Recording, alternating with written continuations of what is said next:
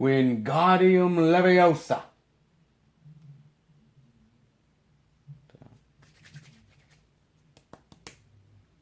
Wingardium Leviosa. What the hell is up with this damn thing? Wingardium Leviosa. Oh, what a piece of junk. Well, maybe there was a reason I didn't get my Hogwarts acceptance letter. Welcome, everybody, to Netflix Nights number 19, where I'll be talking about Fantastic Beasts and where to find them. But before we get into it, let's see what the good folks over at Netflix have for a synopsis for us today, shall we? This wizardly spin-off from the cinematic world of Harry Potter relates the wondrous and exotic life of magizoologist Newt Scamander, who wrote the Hogwarts School's textbook on magical creatures decades before Harry Potter would lay eyes on it. Rated PG-13 and from 2016. And let's get into it right now by saying I love the Harry Potter series. I love all 7 of the movies. I think they're really well done. I think they're fantastic movies.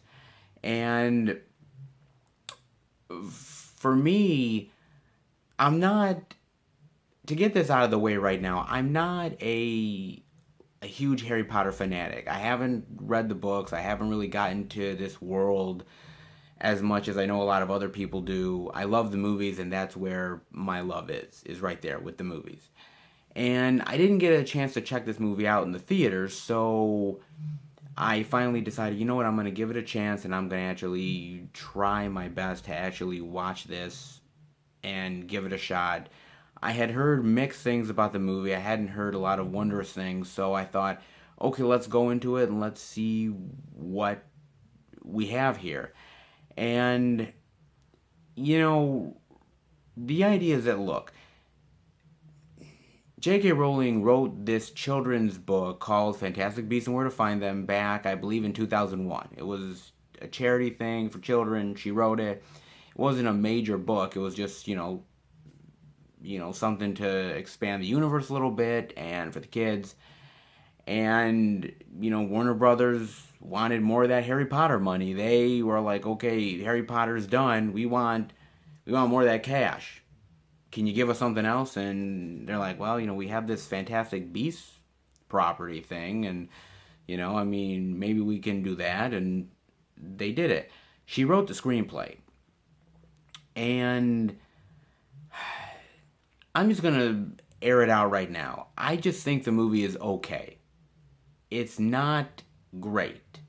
And I may get a lot of flack from that from you guys. I may not. I don't know. My thought about it is the movie looks incredibly fantastic. The cinematography here is amazing. David Yates, who ended up directing the movie, and he's directed a decent chunk of the Harry Potter movies, a lot of the stuff on the back end of the series. He does a great job with this movie. It looks wonderful. I mean, he gets the performances out of the actors. He tells the story the way he wants to tell it. He's a director that's used to this Harry Potter world by now. So I think he was excited to sort of do something that's within this world, but something that's slightly different. This film takes place in 1926. And the idea that this character, Newt Scamander, who comes to the United States to basically to study these creatures, but also to sort of ending up, I guess, helping out this one creature that he has in his possession. And so he comes here to kind of do all that stuff. And he gets caught up in this whirlwind of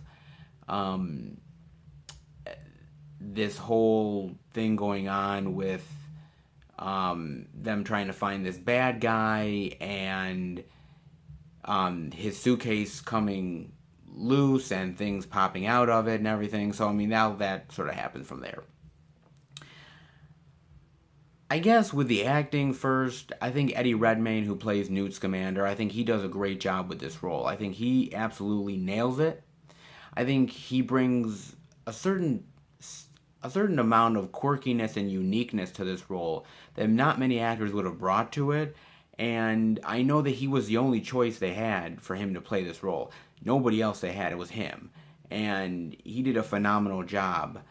And I think Dan Fogler, who played the sort of muggle in the piece, he actually does a really great job too. He actually really does a solid job as this guy who's sort of a fish out of water, experiencing this whole weird world of magic around him, and sort of the fun that he's having is the type of fun that I'm having.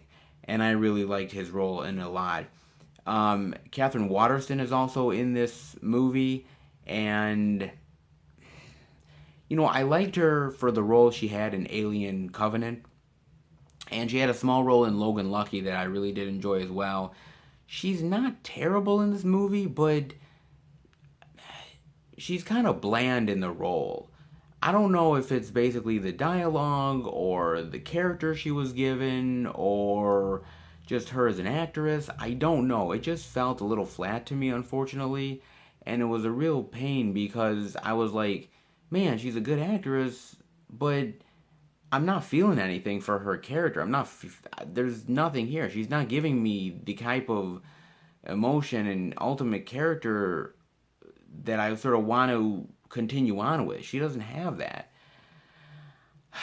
It's unfortunate. I mean, like I said, maybe it was just what she was saddled with for this movie, and maybe going forward they'll actually do more with her. But for the time being, I didn't really get too much out of it, guys. And also, you have Colin Farrell in this movie who plays one of the sort of main people in the New York division of magic, I should say. And I really loved Colin Farrell in this role. I really did. I thought Colin Farrell was great in this role. And a little bit of spoilers for you guys. He ends up playing the bad guy. Okay. And at the end of the movie, it's revealed that he's this evil wizard that we've been trying to find for a long time, but he's not actually really, God, how do I say this? Basically, he's fake. He's not real, okay? He's not. And so, underneath sort of the fakeness of Colin Farrell, you have Johnny Depp.